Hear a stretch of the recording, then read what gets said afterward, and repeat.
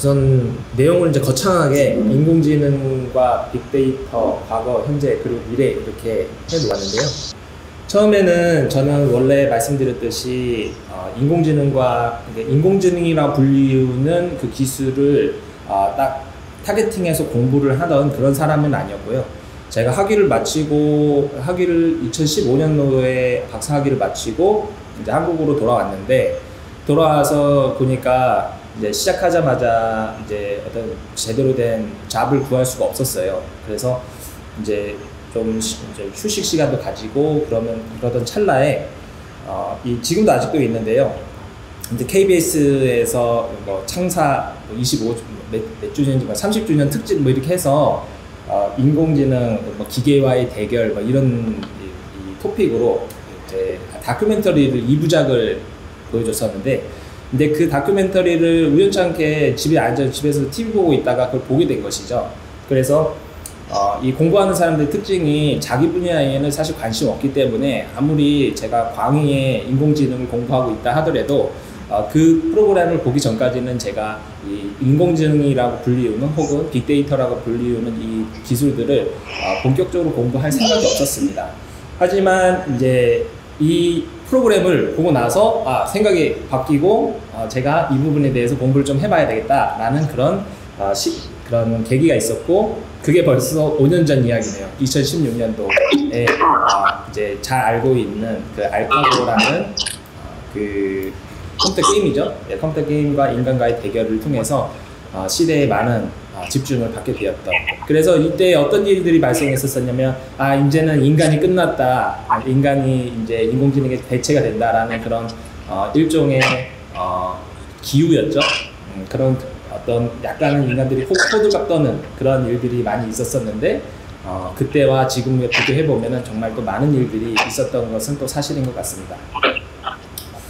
그래서 그 당시에 이제 봤었던 그 내용 중에 하나인데, 이 게임이 실제로 인간이 트레이닝을 하기에는 굉장히 오래 걸리지만 기계가 이제 스스로 학습할 수 있게 도와준다면 이제 우리가 생각지 못했던 전략까지 생각을 해내서 실제로 잘 해낸다는 것이었죠.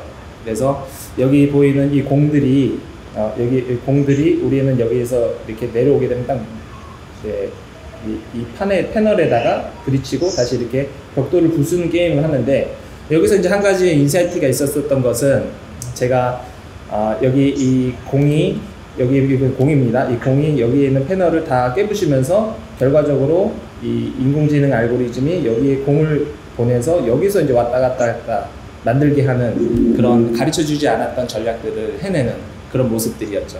그래서 이런 것들에 우리가 생각지 못했던 것들을 만들어내자 이제 사람들이 이제 환호성을 쳤습니다. 그래서 드디어 우리가 만들어냈다. 인공지능, 우리가 인간이 할 수 있던 어떤 능력 이상의 것을 할 수 있겠구나 라는 그런 기대감이 매우 가득했던 시절이 2016년, 2017년의 이야기입니다. 그래서 이제 이 이야기를 도대체 너무 광범위한 이야기이기 때문에 제가 어떻게 이 공부와 이쪽 영역에 진입을 하게 됐는지에 대한 굉장히 짧은 어떤 계기를 이제 설명드린 것이고요. 그래서 사실은 이 강의를 이제 제대로 드리려면 말씀인 빅데이터의 과거, 현재, 미래 이런 토픽을 가지고 하는 강의도 사실 없을 뿐더러 사실 이 한정된 시간에 말씀드릴 수가 없지 않습니까? 그래서 무엇을 말씀드릴 수 있을까 고민을 많이 하다가 우선은 제가 알고 있는 인공지능의 미래에 대해서 먼저 설명을 드려야 되겠다. 그리고 그 미래를 정확하게 이해하려면 사실은 이제 역사로 돌아가야죠. 그래서 과거와 현재 그렇게 시간 순서대로 이제 말씀드리고자 합니다. 그래서 인공지능, 빅데이터, 미래 이야기하고 이제 그 다음에 현장에 계신 분 이야기 듣고 이제 그 다음에 난 아직 견딜만 하다라고 하시는 분들은 과거와 현재까지 듣고 이제 가시면 되겠습니다.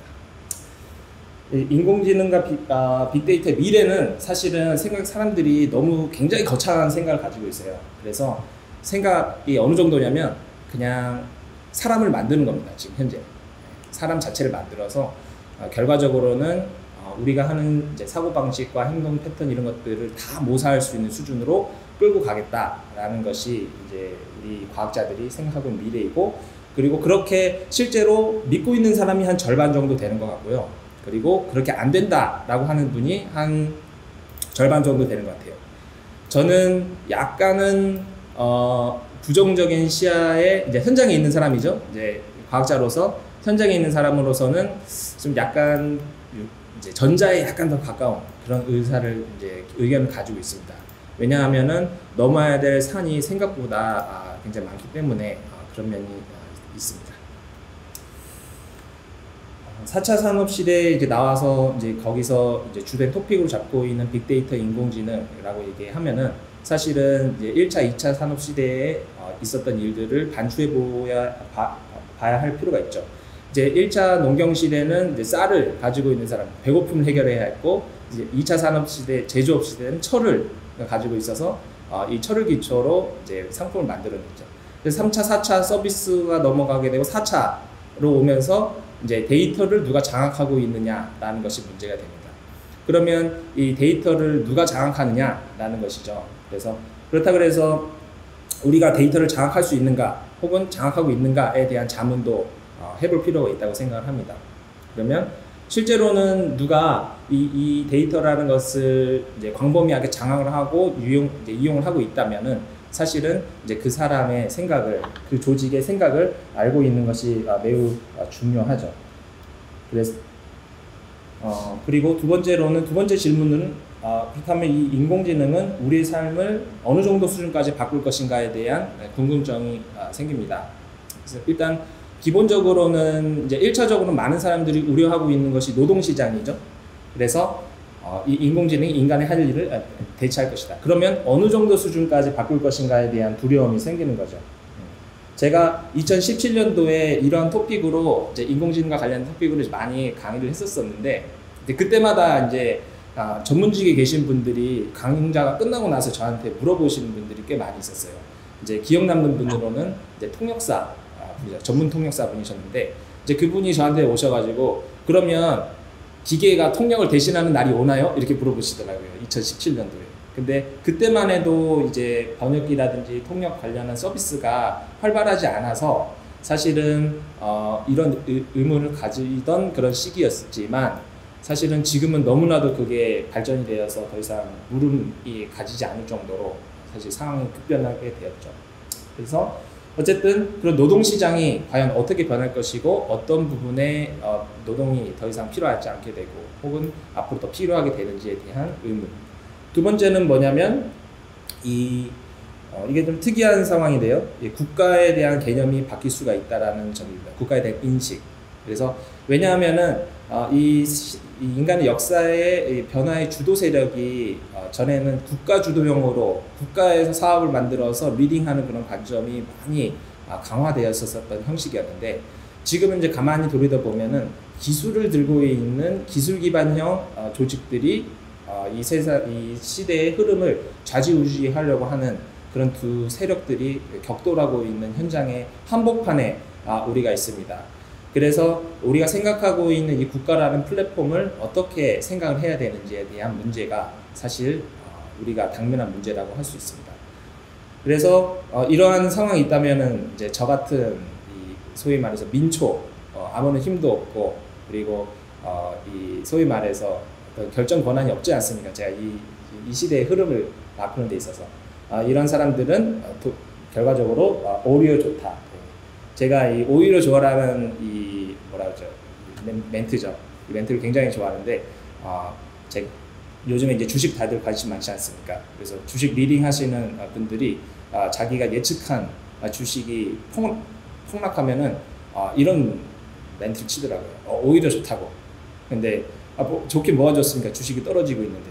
그런데 사실은 이제 우리한테 있어서 우리가 만약에 빅데이터 인공지능과 관련된 내용에 있어서 관심이 있고, 그리고 현재 내가 위치한 위치가 기득권층의 위치가 아니라면 사실 오히려 좋은 게 사실 맞습니다. 이 시대의 흐름이 축이 바뀌는 그 균열 지점에 우리가 파고들 수 있는 기회가 오기 때문입니다. 그래서 뭐 많이들 이제 온라인 시대가 열려서 우리가 뭐 새로운 시대 맞이한다고 하지만은 사실은 코로나 바이러스 이 시대 이후에 변한 이제 시대 모습이 우리가 피부로 느껴질 정도로 많이 바뀌지 않았습니까? 근데 그 한복판의 하나의 키가 되는 꼭지가 바로 인공지능과 빅데이터입니다. 그래서 그것을 이 전체 흐름, 이 사회 현상이 변화하는 그 전체 흐름 속에서의 꼭지가 어떤 의미인지, 빅데이터와 인공지능의 꼭지가 어떤 의미인지에 대해서 명확하게 알고 있는 것이 중요합니다. 인공지능과 빅데이터 산업의 그런 빅리그는 어디일까? 아까 말씀드렸듯이 이 쌀을 이렇게 독점하고 있는 사람, 철을 독점하고 있는 사람, 그리고 데이터를 독점하고 있는 사람 이렇게 있다면 사실은 지금 현재 이미 데이터를 독점하고 있는 조직이 생긴 지 사실 오래됐죠. 이제 역사적으로 봤을 때는 한 기업이 시가총액이 1,000조 원에게 육박하는 기업이 사실상 없었어요. 그래서 이미 사실상 현대판 제국주의가 이미 발생된 현상이라고 현실이라고 볼 수 있고요. 다만 다행인 것은 이제 인류 역사가 이제 발전이 되어서 이제 물론 이제 앞으로 어떻게 될지 모르겠지만 이제 어떻게든 우아하게 이 제국주의가 만연해 있다라는 점이 불행하다면 불행 중 다행이란 다행입니다. 그래서 많이들 이제 아시듯이 이제 애플이 이제 시가총액 최고에 이제 위치한 그 기업 아닙니까? 근데 이 지금 현재 2020년 기준 2021년은 이게 3조 달러까지 올라갈 예정입니다. 그렇게 되면은 현재 보이는 이 국가에서 독일, 영국 이 수준으로 세계 3위, 4위의 국가에 맞먹는 그런 가치를 이제 생산을 해내는 그런 기업으로 발돋움하게 되죠. 그렇다면 어떻게 이렇게 무지막지한 일들이 발생을 했을까라는 그런 생각을 해볼 필요가 있습니다. 그래서 어떤 사람들은 이 한 나라의 국력이 뭐 군함의 수가 아니라 세계 내세울 만한 기업이 몇 개 있느냐 가늠해야 된다고 얘기를 하는데 이 그 내세울 만한 기업이 다 어디에 있죠? 이게 다 미국에 있다라는 것도 특징입니다.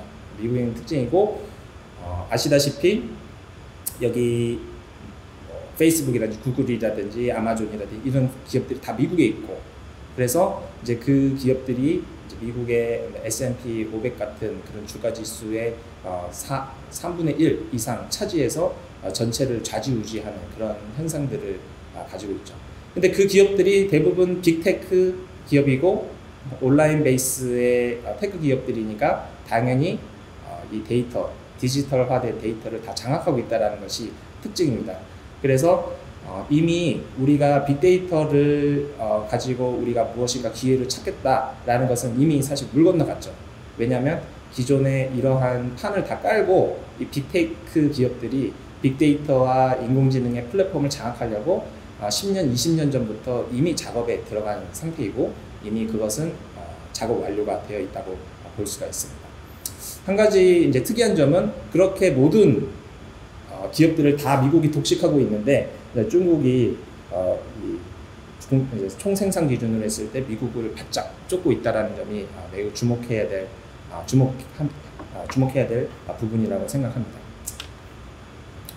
이제 아까 말씀드렸듯이 이제 데이터를 장악하고 있는 것이 이제 기업이다 보니까 기존의 왕노릇하던 국가에서는 그것을 달갑게 볼 리가 없겠죠. 그러면 어떻게 돼요? 국가에서 소위 말해서 단독점법이라는 그런 법률을 내세워서 본격적으로 기업 몽둥이질을 하기 시작합니다. 기업 길들이기를 하기 시작하고요. 그런데 만일 그 국가와 기업이 사실 대격돌을 벌인 다음에 기업이 이기게 되면은 이제 기업이 소위 말해서 이 새로운 플랫폼으로 이제 등장하게 되고 이제 국가를 넘어서는 조직까지 될 수 있겠다라는 것도 예측을 해볼 수 있겠습니다. 그래서 이제 2021년 이후 사실은 미국뿐만 아니라 유럽 등지의 국가에서 많이들 이미 이 독점 부분에 있어서 민감하게 반응을 하고 있고요. 이미 이 기업들이 데이터를 다 장악하고 있기 때문에 그런 상황이라고 볼 수 있습니다. 그래서 서로 그 헤게모니 싸움이죠. 그 권력 누가 주도권을 가지고 있느냐. 여기서 주도권을 뺏기면은 사실은 국가는 유명무실해질 수밖에 없는 그런 모습이고 이 자본가의 특징상 자본가들은 사실은 돈에는 색깔이 없다고 생각을 해서 자기의 입맛에 맞추어서 자기가 국가 기반의 어떤 수익을 낼 수 있으면 국가의 등에 업고 기업 기반에 있는 것이 더 나은 플랫폼이다 하면은 기업 주도용으로 옮겨 타는 그런 이 카멜레온 같은 유연한 조직입니다. 그래서 이게 어떻게 변할지 저도 매우 궁금한 상황입니다. 한 4, 5년 전까지만 해도 기술 기반의 기업이 전체 사회를 좌지우지한다라고 말하면은 그렇게 될 수 있어 라고 그냥 이야기만 했지 실질적으로 피부로 느낄 정도로 우리가 얘기하지는 않았었습니다. 근데 지금 같은 경우는 굉장히 수면 위로 올라오게 되었고 이제 심지어 이제 책까지 나와서 거대 플랫폼은 어떻게 국가를 넘어섰는가, 이미 제국주의가 발생했고 그렇다면은 이것을 어떻게 컨트롤할 것인가, 이 공룡들을 어떻게 우리가 제어할 것인가에 대한 논의를 지금 많은 사람들이 이제 두려운 마음을 가지고 하고 있다고 볼 수 있습니다. 자, 지금까지는 이제 빅데이터와 인공지능의 현황, 그러니까 기본적으로 어떠한 이 관점을 가지고 우리가 이 빅데이터 인공지능을 이해해야 되는지에 대한 내용이었습니다. 근데 이제 실질적으로 이제 통계학이나 산업공학이나 컴퓨터 사이언스를 이제 공부하신 분들은 빅데이터 하면은 사실은 어떤 느낌을 가질 수 있냐면 이 뜬구름 잡는 소리 한다라는 이야기를 하시는 분들이 종종 있습니다. 이제 그 이유는 사실 빅데이터에 대한 아주 많은 오해가 있기 때문입니다. 그래서 제가 이제 최근에 읽었었던 이제 기고문 중에서 가장 빅데이터에 대해서 명확하게 이해하신 분이 쓴 글이라고 해서 제가 그냥 전문을 스캔해서 그냥 갖다 붙였습니다. 이것을 뭐 여기서 다 읽기는 좀 그렇고요. 한번 찾아보시면 좋을 것 같고요. 이제 이미 퇴직을 하신 이제 고려대학교 통계학과 허명희 교수님이라고 계십니다. 근데 그분이 이제 말씀하신 이제 빅데이터에 대한 이해는 접근 방법은 어떻게 해야 되느냐, 우리에게 제안해 주신 방법은 다음과 같습니다.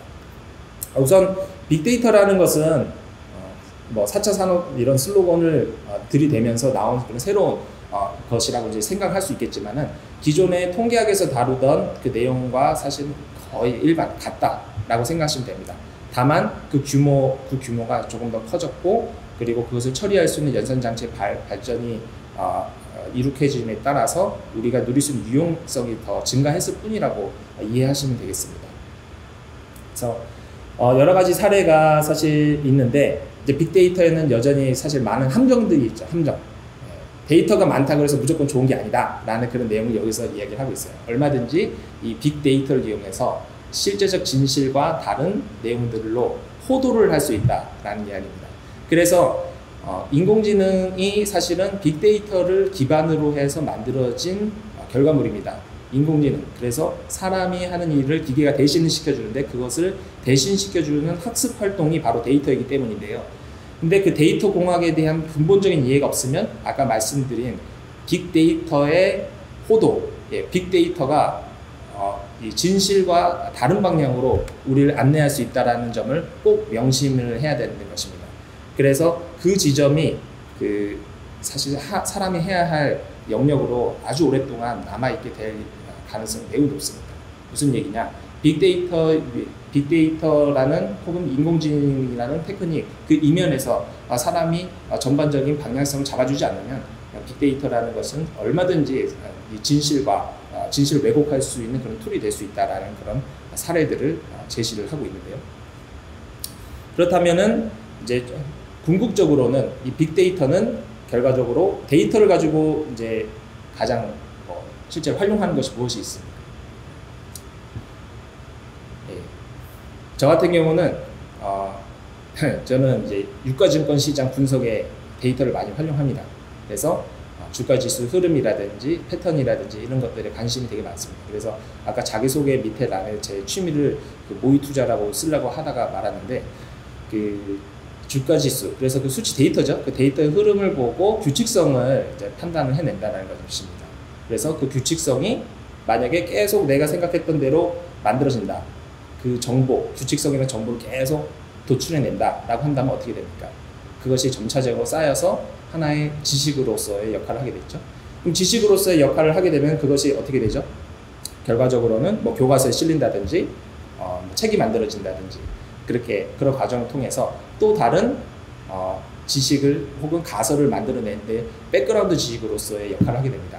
그래서 그 가설을 만들어내서 또 새로운 데이터를 또 추출을 하게 돼요. 그래서 결과적으로는 데이터는 기본적으로 그 데이터를 기반으로 해서 그 우리가 추출하고자 하는, 관찰하고자 하는 그런 목표 지점의 내용들의 재현성이 있어야 되는 것이 첫 번째입니다.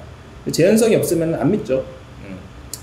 이제 어떠한 경제 사회 특징들이 여러분들이 관찰해서 데이터를 수집했어요. 그런데 이랬을 때는 뭐 주가 지수가 폭등하더라, 혹은 폭락하더라, 이런 것들이 여러 번 반복이 됐어요. 그러면 그 재현성으로서의 역할을 하게 되고, 그리고 그것이 여러 번 반복되면은 일반적인 어떤 원리로서의 정착이 되는 것이고, 그 원리로서의 정착으로서의 기반을 삼아서 추가적인 가설을 세워서 실험 활동을 통한 추가적인 데이터 수집을 할 수 있다. 그래서 그 데이터 수집을 이제 좀 고상한 용어로 하면 수량화 이렇게 됩니다.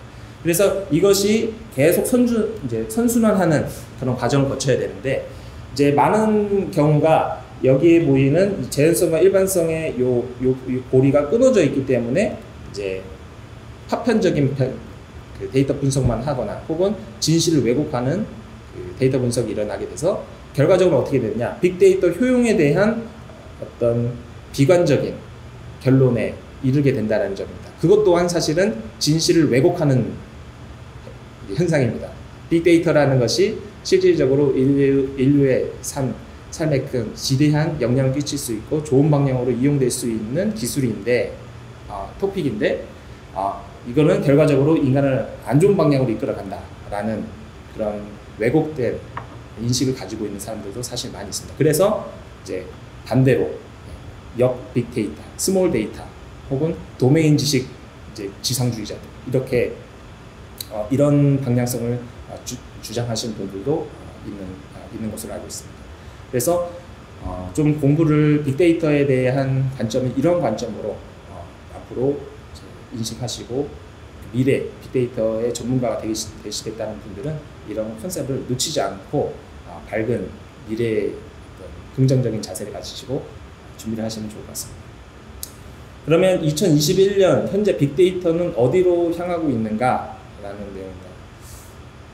그리고 지금 이제 들으시면서 혹시 궁금하신 거 있으면은 채팅방에다가 남겨주시면은 제가 즉각적으로 그 질문에 대한 내용을 말씀드리도록 하겠습니다. 익명으로 질문해 주셔도 괜찮습니다. 빅데이터는 어디를 향하고 있는가? 그래서 이제 최근에 이 기술 미국에서 이제 하고 있는 세계 최대 규모의 소비자 가전 전시회 이렇게 열리고 있어요. 이제 거기서 이제 키워드로 이야기하고 있는 것이 이제 코로나 바이러스하고 이제 환경 그리고 AI 스마트 관련된 토픽을 가지고 이야기를 하고 있습니다. 그래서 그 중에서 이제 주목해서 봐야 될 것은 이제 디지털 전환과 스마트 시티라는 그런 토픽을 가지고 이야기하는데, 사실은 이 내용은 아마도 이곳저곳에서 다 들어보신 내용들을 다 한 곳에 짬뽕시켜 놓은 그런 내용들입니다. 그래서 디지털 전환이라는 게 뭐 말은 그럴듯한데 사실 인간이 하고 있는 모든 태스크들을 디지털화 시킨다. 보통 요즘에 다 컴퓨터로 일하지 다른 걸로 일하지 않지 않습니까? 그래서 이 디지털 전환이 이 코로나 바이러스 사태로 인해서 급격하게 변화되고 있다. 이것도 사실은 우리가 이미 경험하고 있죠. 현재 우리도 경험하고 있죠. 현재 경험하고 있는 것이 바로 우리가 급격한 전환 아닙니까? 그런데 처음에는 이제 저도 이제 적응 잘 안 되는데 이제는 이제 받아들여야 되겠습니다. 어쩔 수 없이 시대가 이걸 요청하니까 저도 이런 방향성을 열린 마음으로 받아들이기로 했습니다. 그래서 디지털 전환이 이루어졌다. 그러면서 전산 시스템은 클라우드 컴퓨팅으로 간다. 그래서 클라우드 컴퓨팅이라는 말도 사실은 거창하지만 이제 여러분들께서 이용하시는 뭐죠? 그 AWS, 그래서 아마존 웹 서비스라는 그 AWS 클라우드랑 그 전산 컴퓨팅 파워를 제공하는 것, 그리고 뭐 드롭박스라든지 원드라이브 이런 게 다 클라우드 컴퓨팅의 일환이죠. 그래서 이거 안 쓰는 사람들은 없죠. 그래서 스마트 시티에서는 어떤 도시 전체의 효율적 관리를 이용해서 이제 플랫폼화한다. 그래서 기본적으로 컴퓨터를 이제 워크스테이션 하나 가운데 놓고 그 클라우드 컴퓨팅 기반으로 모든 것을 컨트롤 해내겠다라는 그런 내용입니다. 근데 내용을 이제 들어보시면 느낌이 어떠신가요? 뭐 별다른 것이 사실 있으실까요? 아마도 이미 나와 있는 기술들이고 그것을 조금 더 업그레이드한 그런 내용들이라고 생각하실 수 있겠습니다. 근데 이러한 추세는 사실은 앞으로도 계속 될 것이다. 뭔가 새로운 우리의 이목을 집중시킬 만한 어떤 특별한 기술이 오는 것이 아니라 기존에 있는 것을 조금 개선해서 현장에 있는 필요를 해결하는 식으로 빅데이터가 점차적으로 발전될 것이다 라는 것입니다. 그리고 그 빅데이터를 이제 활용하는 데 있어서 꼭 기억해야 되는 것은 이제 AI라고 AI라는 개념은 이제 추후에서 빅데이터의 과거, 현재는 이제 약간 좀 무거운 내용을 아마 진행할 텐데, 이제 거기서 이야기하는 그 정의에 따르면 빅데이터, AI라는 게 굉장히 광범위한 내용을 다루고 있습니다. 그래서 명확하게 이 빅데이터와 AI를 결부시켜서 나는 어디로 가야 되는지에 대해서 생각하기 쉽지는 않지만, 그래도 어쨌든 AI와 결부시켜서 빅데이터를 이해해 나가야 된다라는 그런 내용입니다. 그래서 한 가지 이제 주목해 보실 것은 이 최적화라는 부분과 개인화, 맞춤화 이런 내용입니다. 그리고 최적화라는 것은 이제 얼마나 더 빨리, 얼마나 더 정확하게 찾아내는가. 개인화는 퍼스널라이제이션. 그래서 요즘 개인정보 굉장히 중요하지 않습니까? 그래서 전에는 이 개인정보 뭐 무분별하게 사용되는데 더 이상 그렇게 될 수가 없습니다. 보안 문제하고도 연결이 되어 있고요. 맞춤화가 이제 특별한 내용인데, 지금 경제 시스템이 이 구독 경제 시스템으로 많이 전환이 되었습니다. 그래서 페이스북이라든지 유튜브라든지 이런 것들이 대부분 구독 경제의 기반을 이루고 있고, 그 커스터마이징 하는데 필요한 빅데이터 기술이 많이 활용이 되고 있죠. 그래서 이 부분에 대해서 많이 기존에 알고 있는 이제 현장에 계신 도메인 날리지, 빅데이터 기술을 핸들링하는 그런 기술들이 많이 합쳐지게 된다면 어떻게 될까요? 네, 현장에서 아주 능력자로 인정받으시게 되겠죠. 그 수요는 앞으로 계속적으로 증가하게 된다라는 것입니다. 지금 당장에 그것이 준비가 되어 있지 않다 하더라도 사실 현장에 계신 분들의 도메인 날리지, 예를 들어서 뭐 내가 의료업에 종사하고 있다, 섬유업에 종사하고 있다, 혹은 요식업에 종사하고 계신다, 혹은 또 뭐가 있을까요? 각 그 도메인들이 있지 않습니까? 그 도메인을 기반으로 하고 빅데이터 기술에 대한 내용을 추가적으로 플러스 알파를 하게 되면은 이것은 1+1이 아니라 1+1은 3, 4, 5, 6, 7 이렇게 지수 함수격 그 효과를 가져오게 되는 아주 좋은 전략이라고 생각합니다. 그러면은 빅데이터 그러면 어떻게 공부해야 되느냐? 그 부분은 뒷부분에 제가 위치해 놨습니다. 그래서 이제 끝까지 들으시는 분들은 그 부분에 대한 내용도 좀 다룰 예정이니까 필요하신 분들은 좀 들어보시면 좋을 것 같습니다. 질문이 하나 나왔는데요. 제가 만약에 질문 이제 설명을 드리다가 제가 너무 설명을 빈약하게 했거나 부족하다 그러면은 말씀 주시면은 또 추가 설명 드리도록 하겠습니다. 주가 지수의 흐름이나 패턴, 규칙성을 파악하고 정보를 도출해내는 것에 관심이 많다고 하셨는데, 이 도출은 다른 프로그램을 이용해서 파악하시는 것인지 아니면 주가의 어떤 데이터를 보고 눈으로 보고 분석하시는 것이 궁금합니다. 저도 관심 있는데 아직 잘 몰라서 궁금해서 여쭤봐요. 저도 궁금하네요. 네.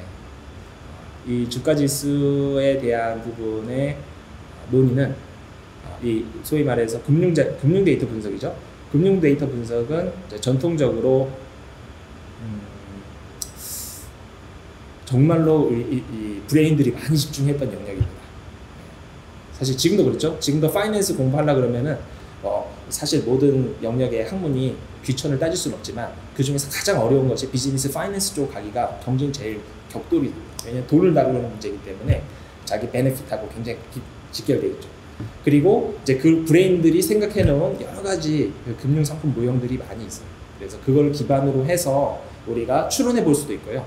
아니면 기본적으로 나는 그런 필요 없다. 내가 풀뿌리 데이터 수집을 통해서 내가 풀뿌리 기술을 만들겠다라는 그런 생각으로 접근할 수도 있겠습니다. 저는 어떻게 했느냐, 두 가지 다 했습니다. 두 가지.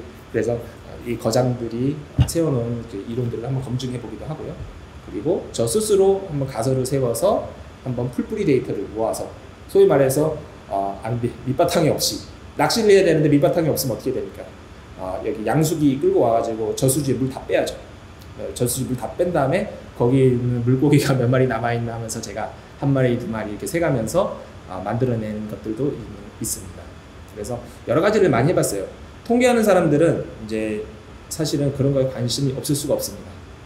항상 데이터만 보고 데이터 이면에 있는 진실이 무엇일까라는 생각을 매일매일 하는 사람들이기 때문에 사실은 자연스럽게 이 주식시장이라든지 파생시장이라든지 이런 유가증권 시장에 관심을 가질 수밖에 없죠.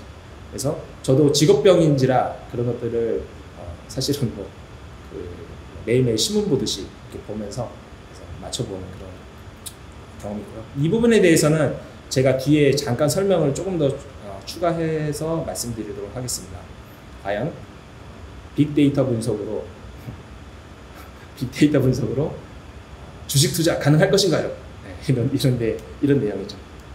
그래서 제 개인적인 어떤 경험, 그리고 실제적인 제안 이런 부분도 조금 다뤄보도록 하겠습니다. 또 질문 있으시면은 이렇게 말씀 주세요. 그럼 제가 답변드리도록 하겠습니다. 다음 주제는 만일 내가 가진 데이터 빅데이터가 아니라면 스몰 데이터의 반란. 문제는 이런 거예요. 아까 말씀드렸듯이 게임은 끝났어요. 빅테크 기업들이 데이터를 다 가지고 있습니다.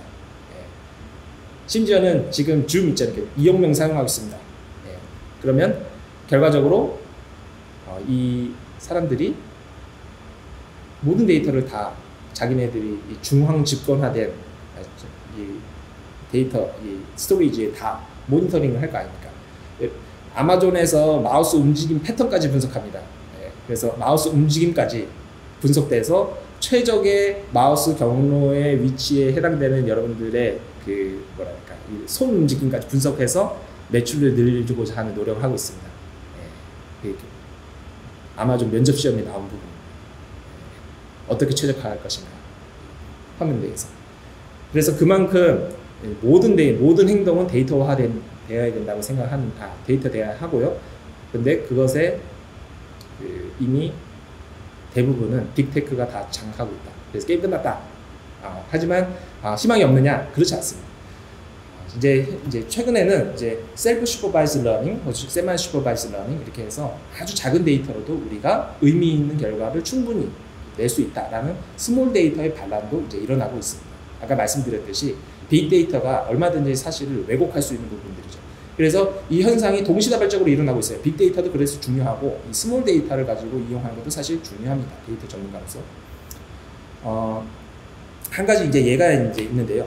이제 여기 보이는 여기 사진들은 Any Given Sunday라는 영화, 알파치노 영화. 제가 너무나도 좋아하는 영화입니다. 이 영화는 미식축구 감독, 미식축구 팀의 팀워 이런 이야기들 다루고 있는데요. 알파치노 여기서는 감독입니다. 여기 지금부터는 스포일러가 포함되어 있습니다. 그래서 이렇게 영화를 보시고 싶은 분들은 좀 잠깐 이렇게 꺼두셔도 괜찮겠습니다. 이 마지막에 이 알파치노가 어떠한 전략을 실어서 자기네 팀을 이제 이끌어 나가게 되냐면 누가 보더라도 안정적인 전략을 통해서 터치다운 바로 직전에 이 주인공이 여기 있고요. 그리고 이제 자기네 팀원들이 이렇게 공격을 하기 위해서 이 라인백커 수비들이 이렇게 되어 있고요. 상대편은 어떻게 되어 있어요? 여기가 터치다운. 그래서 공 들고 여기 넘어가면 이제 6점 먹고 끝나는 겁니다. 그래서 여기에 이제 소위 이제 적들이 이렇게 방어를 하고 있는 거죠. 방어를 하고 있는데 일반적으로 이렇게 짧은 이제 공간에서는 이제 여기 보이는 쿼터백이라는 사람인데 공을 가지고 뒤로 돌리다가 이렇게 이제 수비수가 돌아가는 사람을 이렇게 잡아가지고 이렇게 터치다운 하고 끝내버리는 그런 전략을 세우는데 여기서 이 알파치노가 맨 마지막 장면에서 감독이 너무 설정을 잘했어요. 이 상대편 감독 얼굴 한번 봅니다. 그리고 지금 점수가 이렇게 돼 있죠. 샤크라는 팀이 이제 알파치노 팀이고 9초 남았어요. 그리고 선수들 얼굴 한번 봅니다. 그리고 선수들의 여기 나오지 않았지만 손 모습 한번 봅니다. 그래서 종합적으로 한 5초 내지 6초 동안 종합적으로 고려하는 장면을 딱 나오는데 거기서 여러 가지 전략 중에서 하나의 전략을 선택을 하는데 그 전략이 뭐냐? 여기 보이는 잘 나오는데 코만치라는 전략입니다. 이 코만치 전략은 뭐냐면 변칙 전략이에요. 이 쿼터백이 공을 들고 돌진하는 전략입니다. 그리고 영화는 쿼터백이 이 뿔뿔 공을 가지고 돌진하고 터치다운 한 다음에 끝나버립니다. 그런데 이러한 일들이 사실은 인간이 하는 일 아니까 인간. 그런데 알파치노가 그러면 인생을 한 1000만 번 나오지 않습니까? 닥터 스트레인지처럼 약 한 14조 원의 인생을 산 다음에 결과적으로 타노스를 죽일 수 있는 방법을 찾아냈어. 이렇게 하지 못하잖아요. 그런 것처럼 인생은 딱 한 번뿐이고 알파치노라는 사람은 이 생의 마지막 이 슈퍼볼 경기를 갖고 있는데 어떻게 이러한 판단을 내릴 수 있겠느냐라는 의문입니다. 인간만이 할 수 있는 스몰 데이터에 최적화된 적합된 내용이죠. 굉장히 창조적인 생각이죠. 그래서 이 적은 데이터를 활용한 인공지능이 충분히 출현할 수가 있고, 그리고 반대로 이거에 격돌되는 생각으로는 슈퍼 인텔리전스라 그래서 많은 데이터를 축적하게 되면은 인간이 또한 생각할 수 없는 어떤 싱글러리티 특이점이 발생해서 그것이 어떤 인간을 지배할 수 있는 것이 생길 것이다. 이게 바로 터미네이터 3에 나온 스카이넷입니다. 그래서 완전 자동 인공지능 버튼을 딱 누르자마자 어떻게 합니까? 인간을 지배해버리고 컴퓨터가 막 핵무기를 막 쏴서 인간을 다 죽여버리고 끝나는 그런 내용 아닙니까? 그게 슈퍼 인텔리전스. 그래서 이 슈퍼 인텔리전스와 그리고 인간의 어떤 스몰 데이터에 기반을 한 어떤 창조적인 생각, 이게 이제 대격돌을 하면서 서로 소위 말해서 그 인터넷 용어로 아가리 파이터죠. 아무런 근거도 없이 그냥 싸우고만 있어요. 이렇게 될 거다, 저렇게 될 거다, 키보드 워리어 이렇게. 그래서 근데 어느 쪽이 맞는지는 저도 모릅니다. 둘 중에 하나가 뭔가 맞겠죠. 아니면 두 개 다 발생할 수도 있고요. 그래서 이제 여기서 한 가지 희망이 여기서 발생하는데, 무엇이 희망이 발생하느냐? 아까 말씀드렸듯이 이 노동시장 문제 가장 걱정되지 않습니다. 실제로 예전에는 오늘 아침에도 제가 여기 CU 밑에서 결제하고 갔지만 거기 무임점포에서 이제 관련 사람도 없이 그냥 카드만 찍고 이렇게 나옵니다. 예전에는 그 자리가 이제 제 알바 자리 아닙니까? 제 알바 자리가 기계에게 대체됐으니까 이게 얼마나 살기가 팍팍해진 상황입니까? 그런데 그러면 이런 상황에서 나는 그럼 무엇인가? 나는 어떻게 살아야 되는 것인가에 대한 부분. 그럼 난 인간이 뭘 잘하는가? 그래서 잘 봐야 됩니다. 그래서 인공지능과 인간의 특징을 잘 봐야 됩니다. 인공지능은 기본적으로 단순 반복 일을 굉장히 잘합니다. 주어진 룰을 빠르게 습득해서 그것을 예외 없이 만들어내는 것을 굉장히 잘하고요. 인간이 잘하는 것은 무엇일까 생각을 해보면, 인간이 잘하는 것은 기존에 없던 것을 새로 만들어내는 것을 기계보다 잘합니다. 소위 말해서 창조와 관련된 건데, 근데 이 창조도 정도가 있어요. 갑자기 불이 없는데 불을 만든다든지, 문자가 없는데 문자를 만든다든지, 이런 정도의 현격한 인류의 그 불연속적인 발전을 만들어낼 수 있는 변화, 이런 창조성이 인간이 가지고 있다는 것입니다. 그래서 그런 인간이 잘하는 것이 그런 부분에 있는 영역이기 때문에 앞으로 만일 지속 반복적으로 해야 되는 일, 룰 베이스로 일해야 되는 일들은 대부분 이제 기계에 의해서 대체가 되겠죠. 그래서 내가 하는 일이 기존에 알려진 지식을 습득해서, 특히 암기를 해서 그것을 이용하는 직장을 가지고 있다는 것은 굉장히 위험한 직종 중에 하나입니다. 인간이 잘하는 것이 있는데, 인간이 잘하는 것이 지식을 이용해서, 기존에 알려진 지식을 기반으로 해서 그 지식을 활용해서 하는 이 직업. 가령 뭐가 있을까요? 뭐가 많이 있겠죠? 근데 의외로 거기에는 이제 여러분들이 생각하고 있는 전문직이 대부분 포함이 됩니다. 대부분. 지식, 암기를 통해서 하는 일들 대부분 포함이 되고 있습니다. 잘 한번 생각해 보시면 좋을 것 같고요. 그래서 인간이 뭘 잘하냐?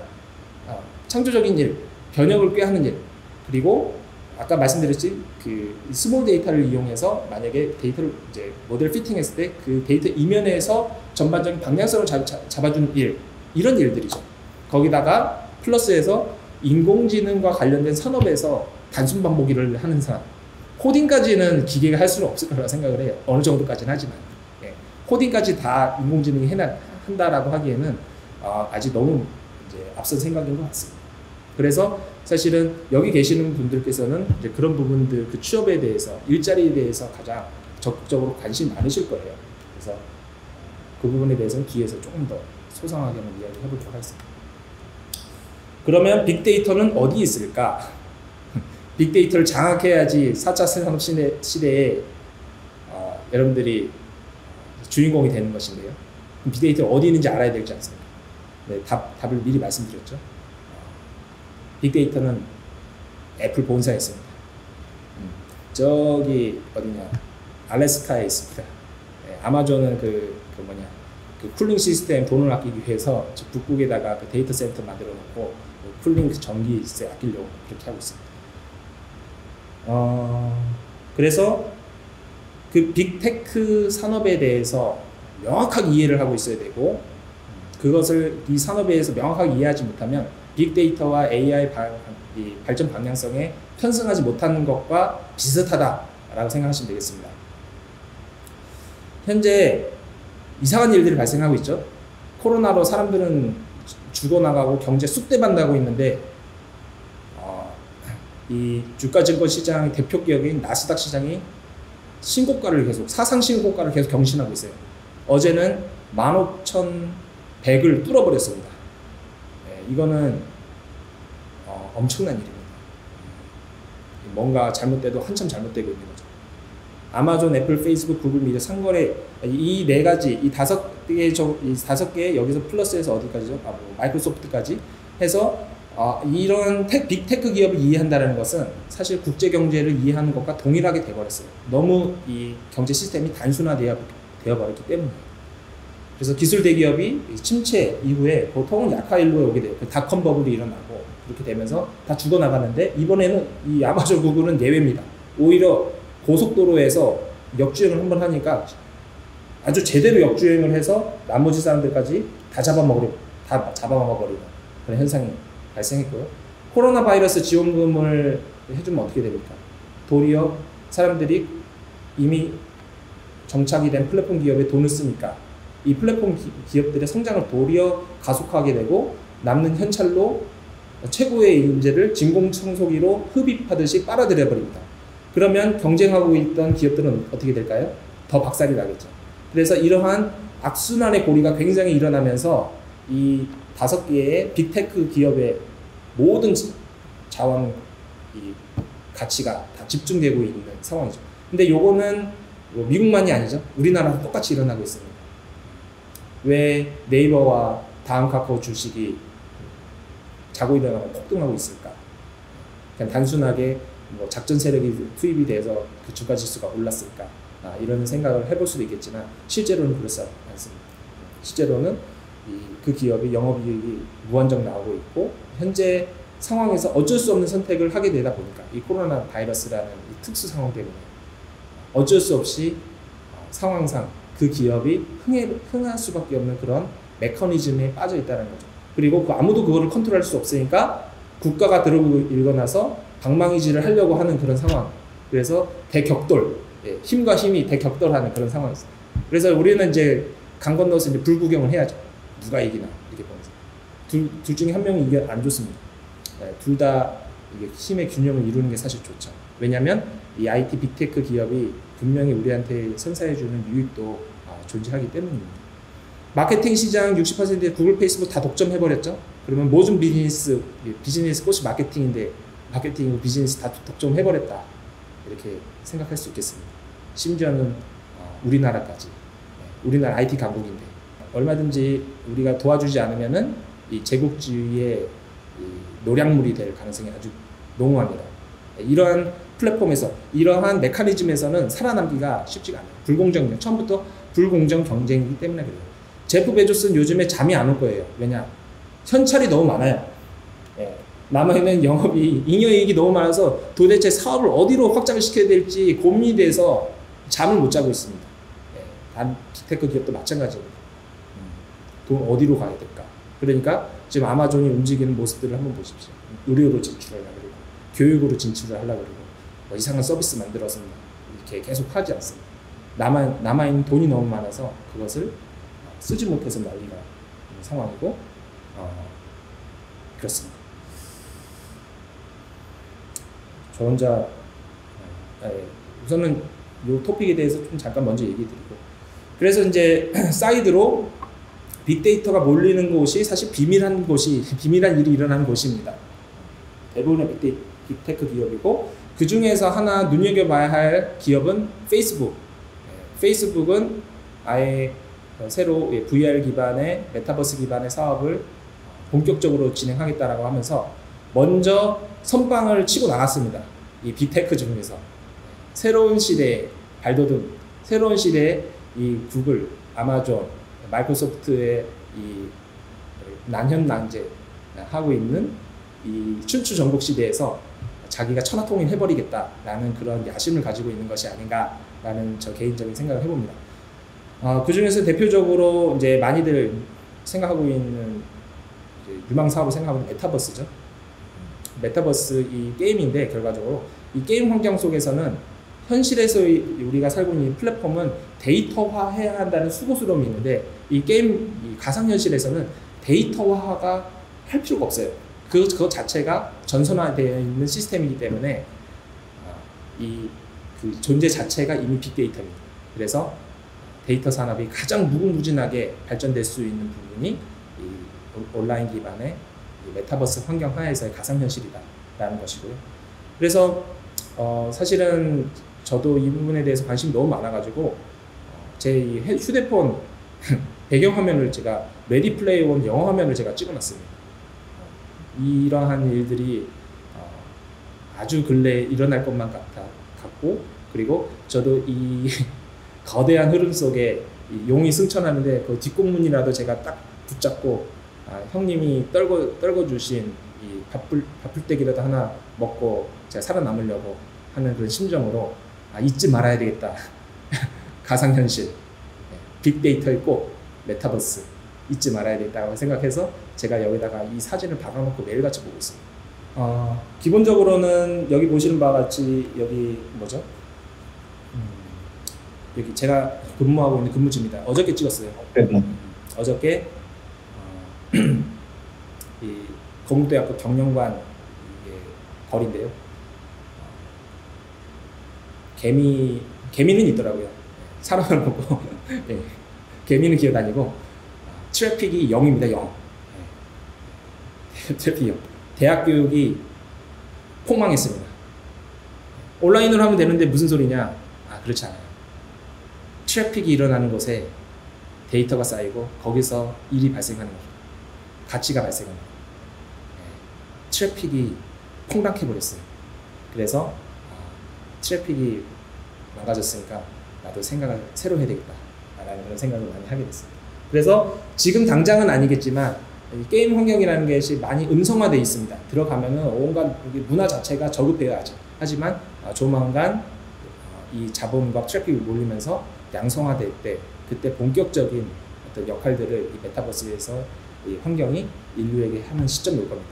근데 그 전에 저는 들어가 볼 예정이에요. 가능할지 모르겠지만 노력해 보려고. 그래야지만 빅데이터 전문가로서의 역할을 제대로 할 수 있을 것 같아서 그렇습니다. 이런 추세로 얼마 전에 신세계에서 백화점 다 부동산 다 팔아 제끼고 어플리케이션만 개발하겠다라고 그냥 회장님이 선언을 해버리셨죠. 그래서 승부수, 그냥 나는 어플과 웹페이지 만들어서 이제는 온라인에서 살겠소이다 라고 하면서 속세를 떠나버리는 그런 일이 발생했습니다. 교육에서도 마찬가지죠. 교육에서 뭐 스콧 갤러웨이라는 유명한 분인데 20-30년 동안 중상층을 척지하면서 그들의 희망 꿈을 찾아왔다. 그래서 트래픽이 박살을 나버렸어요. 이거는 저 개인적 회한을 나타내는 그런 페이지였습니다. 인공지능 전문가의 향후 역할에 대한 내용입니다. 아직 인공지능의 미래가 아직 안 끝났어요. 제가 인공지능의 미래, 과거, 현재를 준비했는데 우선 잠깐 질문이 좀 몇 가지 들어와서 질문 말씀드리고, 그리고 다음 순서로 조금 송기범 박사님 잠깐 말씀 듣고 그 다음에 남는 시간 더 이야기해 보도록 하겠습니다. 우선 질문을 먼저 말씀드리면 첫 번째 질문은 경영학과를 졸업하고 직장을 다니고 있는데 더 늦기 전에 빅데이터 분야로 전향할까 고민 중이십니다. 밑바닥부터 시작해서 빅데이터 회사 취직할 수 있기까지 대략 몇 년이 걸리냐라고. 이거는 사실 딱 정해진 패드가 없어요.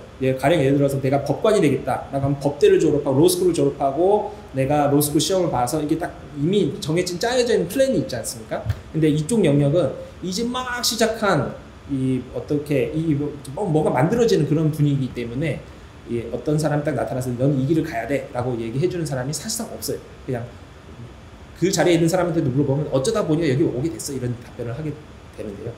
그런데 그래도 소위 말해서 빅데이터, 그러니까 데이터를 다루는 일을 해보겠다고 하면서 전문 교육을 받아서 하면 뭐 6개월에서 6개월, 짧으면 6개월 이렇게 해서 준비해서 사실은 취업을 할 수 있겠죠. 하지만 전문가로서의 역할을 하겠다라고 하면 그거 이상 가야 돼요. 그 이상 평생 공부한다고 생각하시고 진행을 하셔야 될 것 같고, 이제 이미 직장을 다니고 있기 때문에 이런 경우에는 사실은 공식적인 직장을 관두고 이렇게 준비하는 게 상당히 부담스러울 수 있어요. 그래서 얼마든지 온라인이나 이런 유튜브나 이런 것들을 이용을 해서 필요한 지식들을 쌓으시고 관련한 업종의 프리랜서로 역할을 해보시는 것을 저는 추천을 드립니다. 이 노동시장 구조에서 지금 많이 변질된 게 뭡니까? 비대면 시대, 재택근무, 그리고 정규직, 비정규직의 개념 탈피입니다. 정규직, 비정규직이라는 내용 자체가 의미가 없어요. 비정규직을 무수히 많이 하면은 정규직 하나 하는 것도 훨씬 낫습니다. 그래서 프리랜서의 시대가 왔습니다. 다야흐로. 왜냐하면은 정규 근무 시간이라는 것이 의미가 별로 없어졌기 때문입니다. 그래서 그런 추세로 가고 있기 때문에 자신의 전문 역량을 배움의 자세를 가지고 이제 착착 준비하신다면 얼마든지 가능하다. 하지만 직장인이시기 때문에 당장 이것을 직장 관두고 시금을 전폐하고 내가 여기 가겠다. 이거는 저는 좀 비추. 왜냐하면 학생 신분은 괜찮은데요. 그러기에는 너무 심적 압박이 심할 것 같습니다.